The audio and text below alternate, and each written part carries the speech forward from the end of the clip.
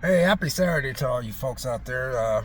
Vix Views here. Thought I'd drop a video. I just literally got out of theater, Cinemark, and I just seen Sinners. Whew, man. Yeah, this is one of the best movies of 2025 right now as we speak in April. I got a lot more movies left to see, but this is some great performances, man. Great. This is some great performances all across the board. I mean, I don't even know who the. There's a new actor they introduced, and that new actor, man, he was good. I'm not even gonna go through the names because you need to get on other YouTube channels because they know how to do all that. It was produced by so and so and starring so and so. That's just not my gig. I know it's got Michael B. Jordan and Hailey Steinfeld, but the young actor, I never seen him before. Uh, he was good. All of them was good. Everyone in this movie, all the performances were top notch. Top notch.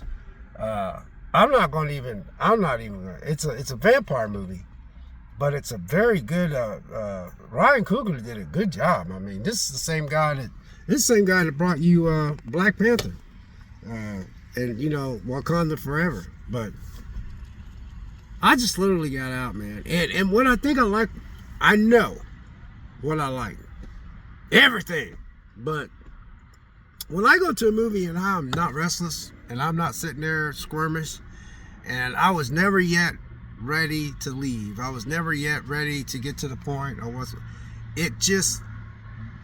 was good layers in the movie. Really good layers. What I mean by layers is they did a good job of explaining things and how things were back then, and uh, racial stuff, the music selection. It was just wasn't one thing just shoved in your face. It was so many different things, man. Different, all the performances as far as singing and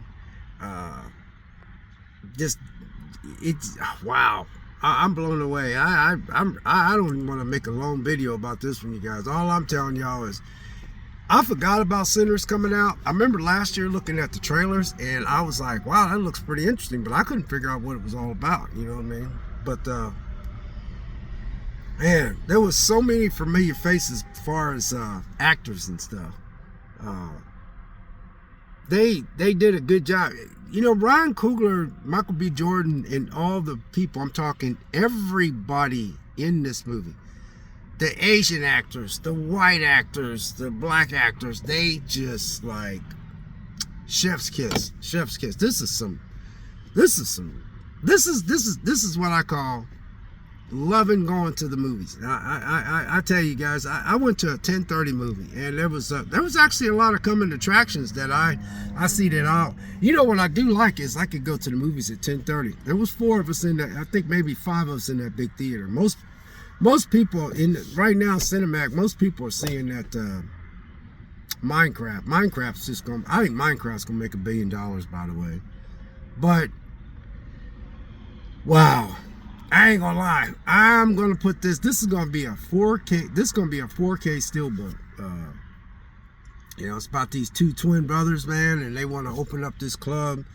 And there's so many layers to this. There's so many layers in this movie, man. I mean, there was things in here that I was like, wow, man, the performances, man. And it wasn't just one style of music. Most of it was blues, man. Most of it was blues, but there was all kinds of different music in here and cultures and stuff. It's just there was a lot of stuff that was sprinkled in and out this whole thing, you guys. I ain't gonna lie, man.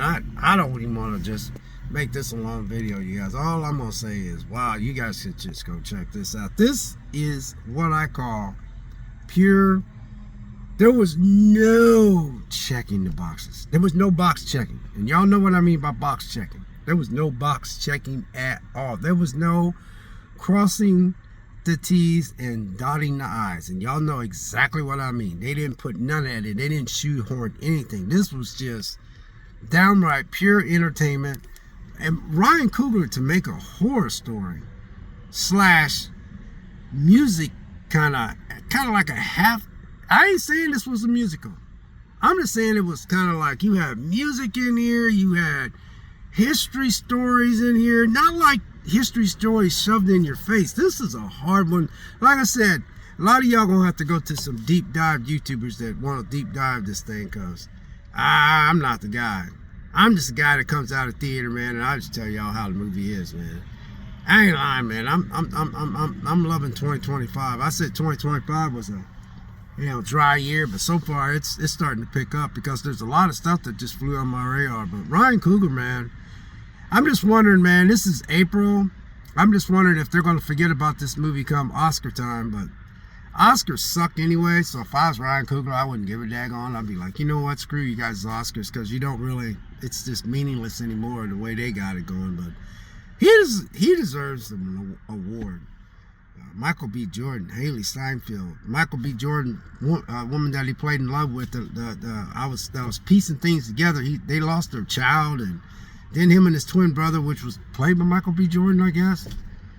I didn't even know that was Michael B. Jordan. I kept looking. He looks just like Michael B. Jordan. I'm saying to myself, but I think Michael B. Jordan was playing himself, unless they had somebody look like Michael B. Jordan and play Michael B. Jordan. But he looked like Michael B. Jordan to me.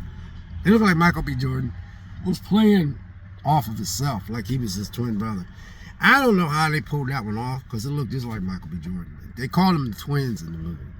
I had this one guy that played the harmonica. When he raised up his head, I said, oh my God, I know that guy, man. He's a good actor, man. It was just, oh man. They did a good job with this, y'all. Dang, man. You know, you guys know I'm into bodybuilding and all that kind of stuff and trying to stay fit, though. But if you know, as far as Mr. Olympia title, this gets the Mr. Olympia title. You know, if it was the Olympics, it would get the gold medal. You know. Wow, I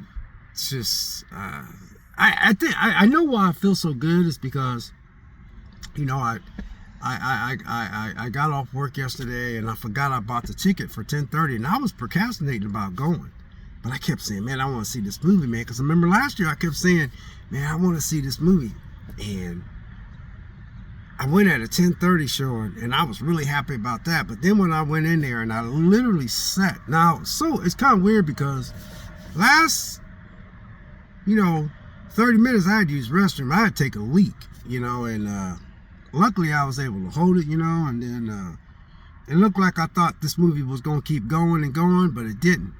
But there was so many things in this movie that's like, they were sitting there going, how come you need to be invited in? There was this big guy. And this big guy, man, if you recognize this big guy, you're going to be like, oh, I like him, man. He's kind of funny. But they was on, hold on for a second. As big as you are, you just barrel through the front door. Now, why you want us to invite? So they all was kind of like sitting back like, what's going on here? Why you want us to invite you in? Because vampires need to be invited in. And then they, Michael B. Jordan's character's like, he didn't believe in all that voodoo stuff, and all that kind of stuff, because I never mess with all the, even when I hear about stuff like witchcraft and dark arts and voodoo and all that stuff, I stay clear of that stuff, because I don't even want to test drive that stuff, man. Just in case that stuff is out there, I was like, nah, man, I'm good. Hey, y'all go ahead and do y'all thing. I'm going home. I'm chill. So, he was like, he didn't believe in this stuff. And then the lady that he had this baby by that he lost the baby with, he was like, they lost their child. She was telling him, she goes, these are vampires. And then he was sitting there, it's like, what? And then had this Asian couple in there that had this store, and she did a good job, because, man, at the end she was so mad that they killed her husband. She walked out there, they was ready to fight. They had no choice but to fight. So they had opened up these big doors. But then there was a part where this white man sold them this barn, this big barn, and they said, these floors been cleaned. He said, what's been on these floors? He was like, boy, you don't worry about, and then, he had a gun and they had a gun. And then there was a little twist at the end of this movie. They was gonna slaughter them, a bunch of black people at the end, because that's what they used that building for, is to slaughter, black people and stuff. But that wasn't the main focus of the movie, but that was part of the movie. So there was layers on top of layers on top of layers. Lee, guys, wow.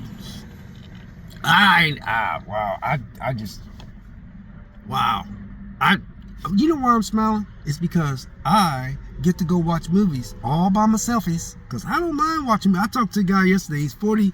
He's 43 years old, and he kept telling us, man, I heard about that movie. I want to go, but I don't think my wife wants to go, and I don't feel comfortable going to the movie by myself. Man, please, I have no problem going seeing a movie by myself. I've been going to movies by myself, even when I had all these relationships with all these girlfriends, and there've been a lot of them. Not lately, but, you know, there was a lot of dates back in the day, you know, and I had a lot of girlfriends, a lot of girls I used to just go out with and just have fun, and we were friends with benefits and all that kind of stuff. But I told him, listen, man, I ain't got no problem, you know, seeing a movie by myself, man. That's why I'm smiling, you guys, because here it is. It's almost 77 degrees out. The sun's out. It rained this morning, and I went and seen this movie, and man, dog, man. And I feel good, because when I go to a movie and I can sit in the movie and I just don't, you know, get restless or take a couple of yawns, or I'm like, oh man, come on, you guys, this is a good movie, but you need to wrap it up. It wasn't none of that. He did a good job keeping the flow. But anyway, y'all, this is Vic's Views. I just thought I drop me an out of the theater, you know, about this movie. You know, I went to Cinemark, and I got on my Cinemark app. You know how much it cost me to watch this movie? $1.89. Yeah, $1.89. Anyway, y'all, God bless out there. Y'all be safe, and happy Easter to all y'all out there, and we'll catch you next video. We'll see you.